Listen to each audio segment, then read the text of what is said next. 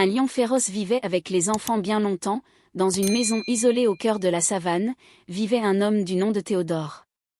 Théodore était un passionné d'animaux sauvages et avait toujours rêvé de comprendre le monde de la faune de plus près. Un jour, il reçut une lettre d'un collègue scientifique qui travaillait dans un centre de réhabilitation des animaux sauvages. Cette lettre, pleine de curiosité et d'espoir, lui annonçait qu'un lion orphelin, qui avait été sauvé d'une situation de danger, était maintenant prêt à être transféré dans une nouvelle maison. Théodore, émerveillé par l'idée de pouvoir vivre aux côtés d'un lion, accepta sans hésiter. Le lion, nommé Simba, arriva un matin ensoleillé, encore un peu craintif de ce nouveau monde qui s'offrait à lui. Il était jeune, presque un lionceau, mais déjà imposant par sa taille.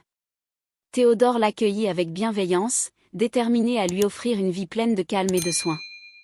Simba semblait apprécier son nouvel environnement, et peu à peu, il commença à se familiariser avec la maison et les personnes qui y vivaient.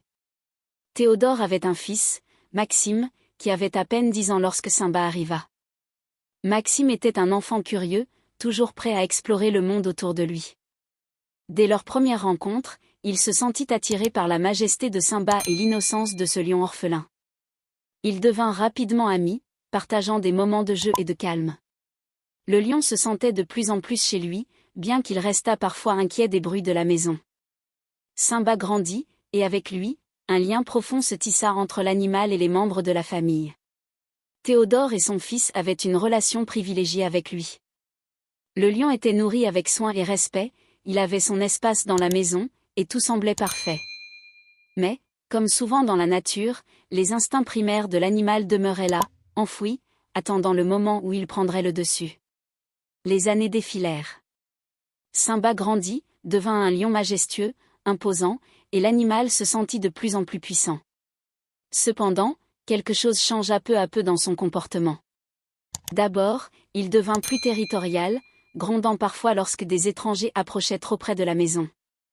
Maxime, maintenant adolescent, avait pris l'habitude de nourrir Simba, de jouer avec lui et de passer des heures à observer ses réactions. Il n'avait aucune peur du lion, il le voyait comme un ami, un membre de la famille. Mais un vent de tension soufflait dans la maison, un vent invisible qui soufflait dans les profondeurs de la jungle animale qui sommeillait en Simba. Les instincts de prédateur du lion devenaient plus prononcés avec l'âge. Maxime, cependant, refusait de voir les signes avant-coureurs de ce changement. Il croyait que Simba était toujours ce lion doux et bienveillant qu'il avait connu lorsqu'il était enfant. Mais au fond de lui, une peur grandissait doucement dans le cœur de Théodore. Un soir d'été, alors que la chaleur régnait sur la maison, un événement tragique se produisit. Maxime, comme à son habitude, s'approcha de Simba dans la grande salle. Il avait l'intention de lui donner un morceau de viande, mais ce soir-là, quelque chose était différent. Les yeux du lion brillaient d'une lueur étrange, presque féroce.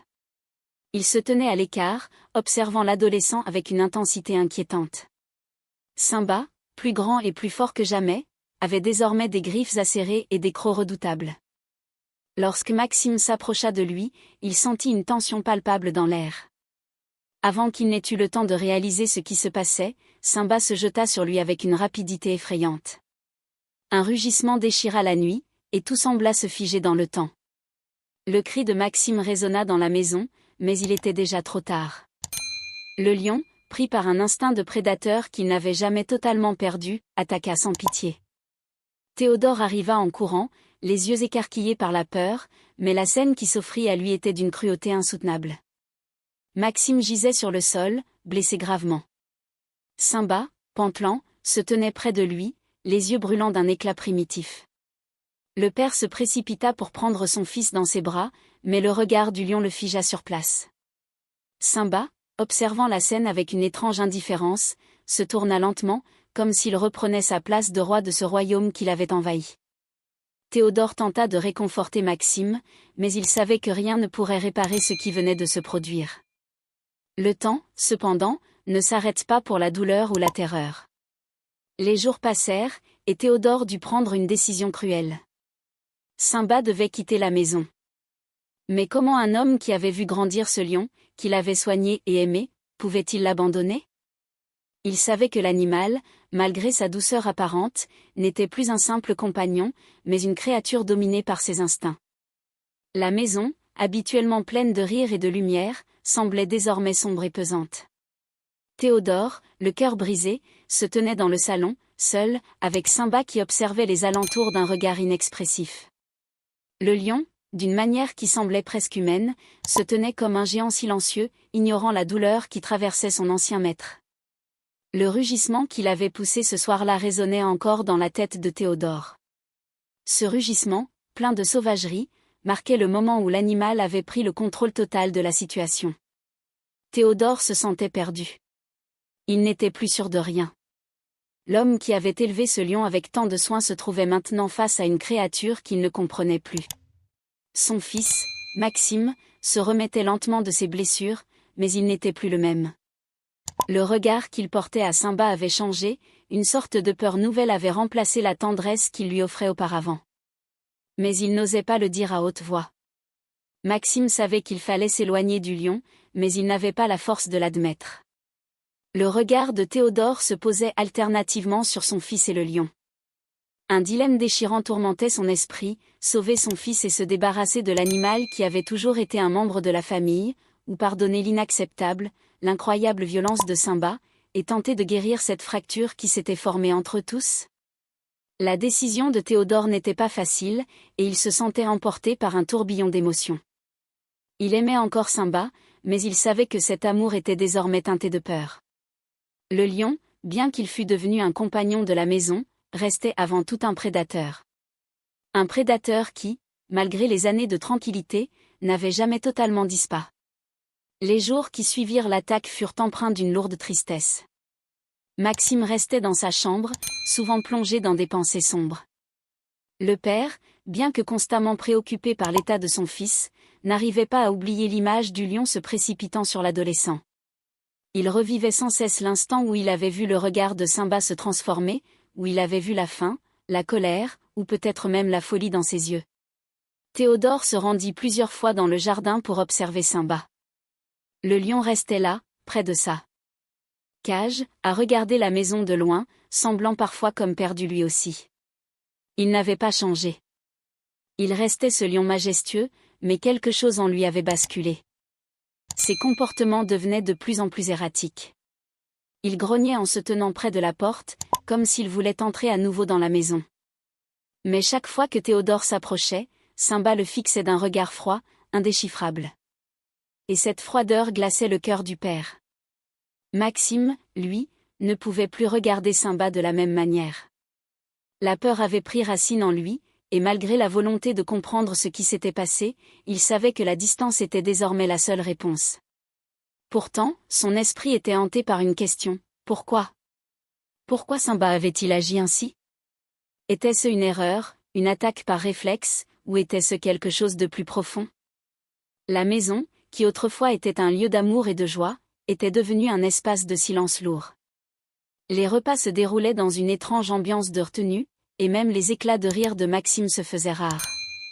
Le père, bien qu'il ait tenté d'apporter du réconfort à son fils, se sentait impuissant face à la situation. Une séparation semblait inévitable, mais il savait aussi que ce choix viendrait avec une immense douleur. Le matin qui suivit, Théodore prit la décision. Il n'avait plus le choix. Simba ne pouvait plus rester dans la maison. Il devait partir, et il devait le faire maintenant. Le lion n'était plus le compagnon bien-aimé qu'il avait été. Il était redevenu un animal sauvage, et, bien qu'il ait eu une place dans cette maison, il ne pouvait plus vivre parmi eux. Mais comment faire partir un lion qui avait vécu tant d'années dans la maison de façon si intime ? Théodore savait que ce ne serait pas simple, ni pour lui ni pour Simba.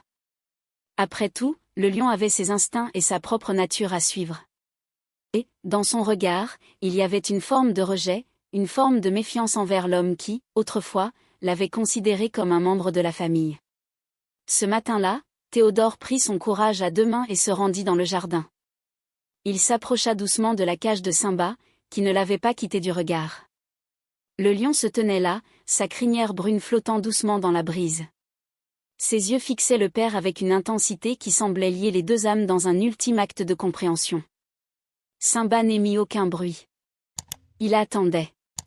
Il savait ce qui allait se passer, mais ne semblait pas lutter. C'était comme si l'animal acceptait sa destinée. Il avait vécu dans cette maison pendant tant d'années, mais à ce moment-là, il n'y avait plus de place pour lui. Théodore ouvrit la porte de la cage. Simba ne bougea pas. Le lion resta immobile, son regard se détournant lentement de celui de l'homme. Il marcha calmement hors de la cage, son pas lourd sur l'herbe humide du matin. Théodore le suivit quelques pas en arrière. Le lion tourna une dernière fois la tête vers l'homme avant de disparaître dans la forêt voisine, la brise caressant sa crinière. Les semaines qui suivirent furent marquées par un profond sentiment de vide. Maxime se remettait de ses blessures physiques, mais il n'avait jamais complètement surmonté la peur. Bien que son corps cicatrisait, ses émotions restaient en lambeaux, tout comme la relation qu'il avait eue avec Simba. Théodore, quant à lui, se sentait coupable, comme s'il avait abandonné un membre de la famille. Mais il savait au fond de lui que c'était la seule chose à faire pour protéger son fils. Il ne pouvait plus vivre avec l'incertitude de ce qui pourrait arriver si Simba restait dans la maison. La maison, sans le lion, semblait plus calme, mais aussi plus vide. L'absence de Simba laissait un grand silence, un silence qu'aucune autre présence ne pourrait jamais combler. Mais, d'une manière ou d'une autre, chacun d'eux devait avancer, porter le poids du passé et accepter que cette histoire d'amitié entre l'homme et le lion était désormais terminée. Maxime, dans ces moments de calme, pensait souvent à Simba. Il se demandait si l'animal allait bien, s'il avait trouvé sa place dans la nature.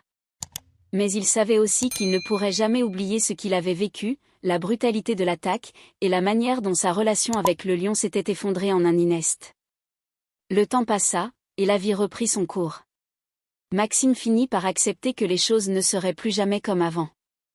Il savait que Simba avait été un animal sauvage, qu'il avait agi selon ses instincts. Il avait appris, de manière cruelle et douloureuse, que même les créatures les plus tendres et les plus proches de l'homme peuvent, un jour, se laisser submerger par leur nature. Et ainsi, le chapitre de la vie du lion dans la maison se termina, non pas par un grand éclat, mais par un départ silencieux, un départ qui laissait derrière lui des souvenirs confus et des leçons à tirer. Mais parfois, certains départs, même ceux qui semblent tragiques, ouvrent la voie à une nouvelle compréhension du monde et de soi-même. Les mois qui suivirent le départ de Simba furent remplis de silence et de douleur. Maxime, malgré ses efforts pour se reconstruire, n'arrivait pas à oublier l'événement. Chaque fois qu'il fermait les yeux, il revivait la scène de l'attaque. Le rugissement du lion, l'étreinte de ses griffes sur son corps, la terreur glaciale qu'il avait ressentie à cet instant. C'était comme un cauchemar sans fin. Théodore, quant à lui, portait en lui un fardeau lourd et insoutenable. Il avait perdu son fils, non pas physiquement, mais émotionnellement. Maxime ne lui parlait plus autant. Leur relation, jadis si forte, était désormais marquée par une distance qu'aucun mot ne semblait pouvoir combler. Théodore se levait chaque matin avec un sentiment de vide. Il regrettait amèrement d'avoir dû faire ce choix, mais il savait, au fond de lui, que la sécurité de son fils passait avant tout. La présence de Simba dans la maison n'était plus possible, et il avait agi pour protéger sa famille, même si cela signifiait vivre avec cette culpabilité.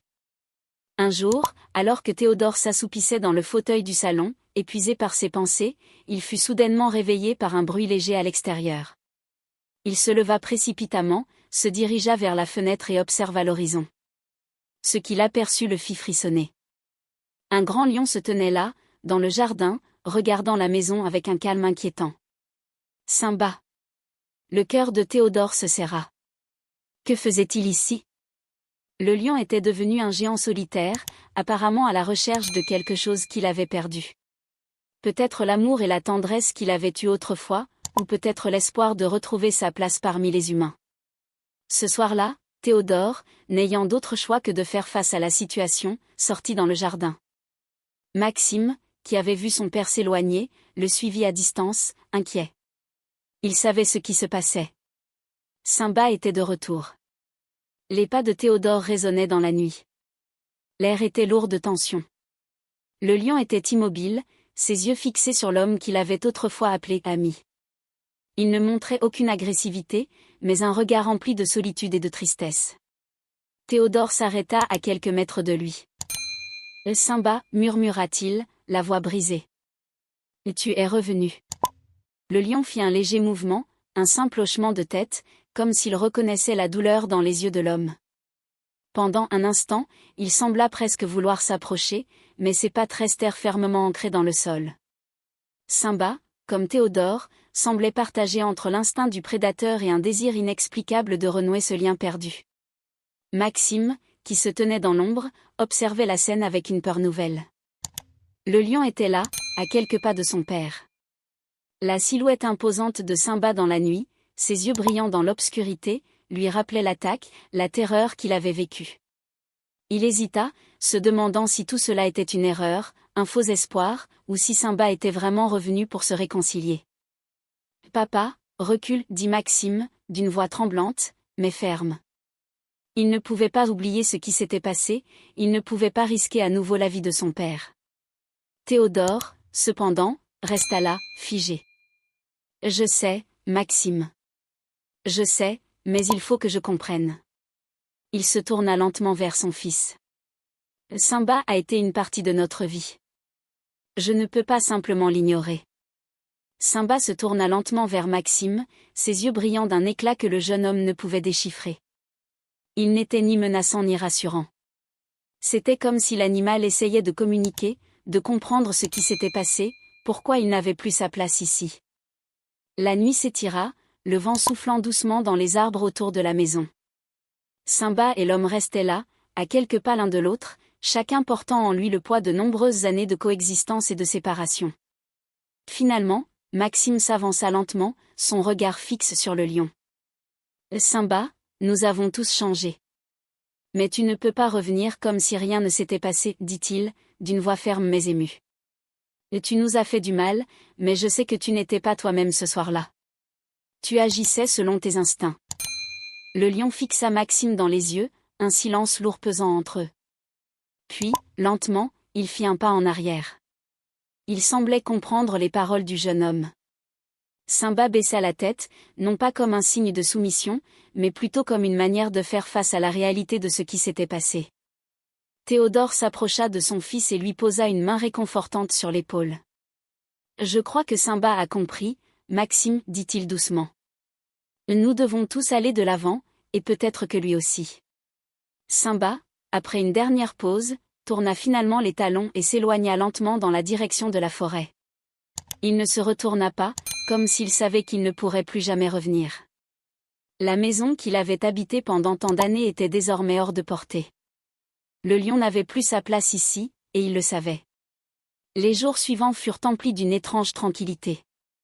Le départ de Simba, cette dernière rencontre dans la nuit, semblait avoir permis à chacun de faire la paix avec ce qui s'était passé. La maison, même si elle restait vide sans l'animal, semblait un peu plus sereine. Maxime et son père se retrouvèrent, pas tout à fait comme avant, mais avec un lien plus solide, forgé dans la douleur et la compréhension. Maxime ne parlait plus de Simba avec la même inquiétude, bien qu'il n'oublierait jamais l'attaque. Mais il avait accepté qu'un lion, aussi majestueux et attachant qu'il fût, n'était pas un animal fait pour la domestication. Le roi de la savane appartenait à un monde qui ne pouvait être qu'éphémère dans la vie des humains. Théodore, quant à lui, reprit ses recherches sur les lions, mais d'une manière différente.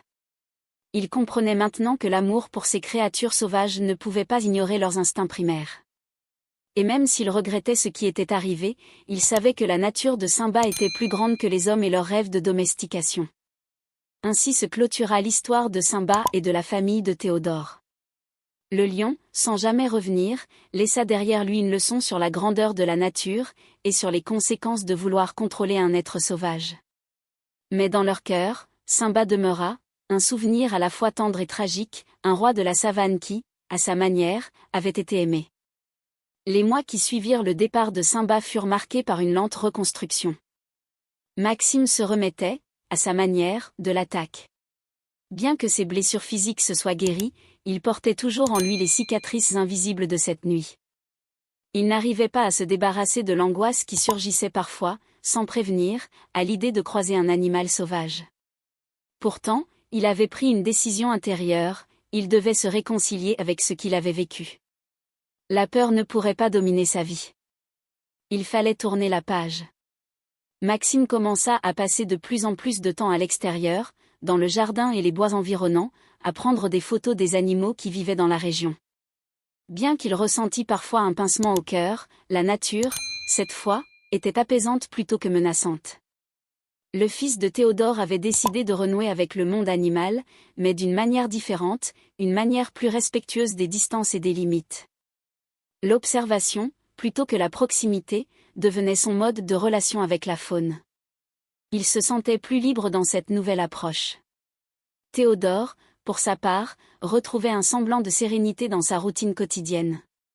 Bien que son esprit fût parfois hanté par l'image de Simba, il s'efforçait de ne pas se laisser submerger par la culpabilité. Il savait qu'il avait pris la bonne décision en éloignant l'animal. Toutefois, chaque fois qu'il passait près de l'endroit où Simba avait dormi, un léger frisson parcourait son corps. Il y avait un vide dans la maison, un espace qu'il avait l'impression de ne jamais pouvoir combler. Le père et le fils se retrouvaient plus souvent pour des discussions longues et sincères. Ils parlaient de ce qui s'était passé, mais aussi de ce qui les attendait. Maxime, en particulier, semblait avoir appris à mieux comprendre son père. Il ne lui en voulait plus, même si la douleur restait présente. La confiance qu'ils avaient perdue peu à peu, au fil des mois, revenait progressivement. Mais malgré cette guérison lente, un vide demeurait, comme une cicatrice qui ne pourrait jamais disparaître. Un matin, alors que Théodore était en train de lire dans son salon, il entendit un bruit de pas venant de l'extérieur. Il se leva brusquement et se précipita à la fenêtre. Là, dans le jardin, il aperçut une silhouette familière. Simba.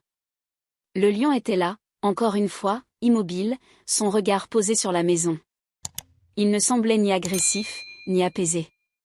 C'était comme s'il attendait quelque chose, mais quoi? Peut-être un signe, une permission tacite de revenir, ou simplement une chance de s'expliquer. Théodore, le cœur battant, s'approcha de la porte. Son premier réflexe fut de refermer les fenêtres, de se mettre à l'abri, de protéger son fils. Mais une voix intérieure lui soufflait de faire autrement.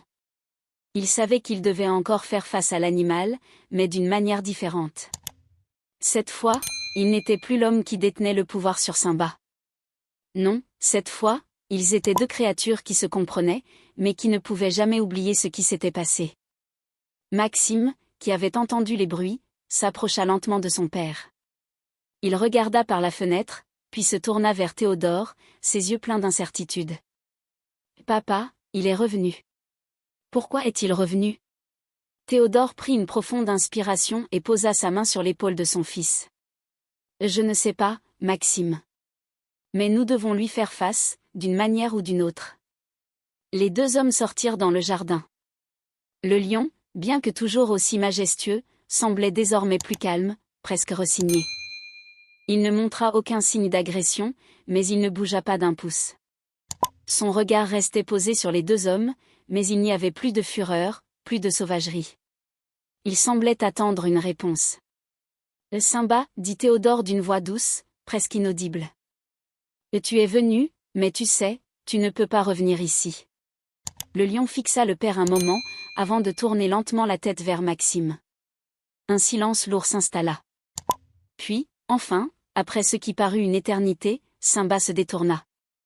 Ses pas lourds résonnèrent dans le jardin, mais il ne se précipita pas. Il marchait tranquillement, comme s'il savait qu'il ne reviendrait plus jamais dans cette maison. « Papa » murmura Maxime, « penses-tu que c'était la bonne décision de le laisser partir ?» Théodore hésita. « Je ne sais pas, Maxime. Je sais que c'était la seule décision que je pouvais prendre à ce moment-là. Mais, je crois que Simba a compris. Il a sa place ailleurs, loin de nous. Et je crois que nous avons, nous aussi, trouvé notre chemin. » Le lion s'éloigna, et bientôt il disparut dans les bois, loin de la maison. Une fois de plus, la famille de Théodore se retrouva seule, mais avec un étrange sentiment de paix qui s'était installé dans le cœur de chacun. La vie reprit son cours. Maxime poursuivit ses études et ses projets personnels, tout en continuant à observer la nature, sans oublier l'enseignement qu'il en avait tiré. Il n'eut jamais vraiment peur des animaux sauvages, mais il comprenait maintenant qu'il ne pouvait pas les apprivoiser, pas comme il l'avait cru quand il était enfant. Il fallait les respecter, les comprendre, mais aussi accepter leurs limites. Théodore, quant à lui, se consacra à ses recherches sur la faune, mais avec une approche nouvelle. Il avait compris que la nature ne pouvait être domestiquée, et que même les créatures les plus dociles pouvaient, à un moment donné, revenir à leur instinct primitif. Il n'avait plus cette illusion de contrôle absolu sur les animaux, et il en éprouvait une sorte de soulagement. Quant à Simba, il resta dans les forêts voisines, un roi solitaire, errant loin de la civilisation, où il pouvait enfin vivre sans les attentes humaines, sans les chaînes de l'enclos. Le temps effaça peu à peu les blessures, mais la famille de Théodore savait que l'histoire de Simba, bien que finie, avait laissé une empreinte indélébile dans leur cœur. Une leçon d'humilité face à la grandeur de la nature sauvage, une leçon de respect pour les créatures qui partagent la planète avec nous, mais qui ne nous appartiennent pas.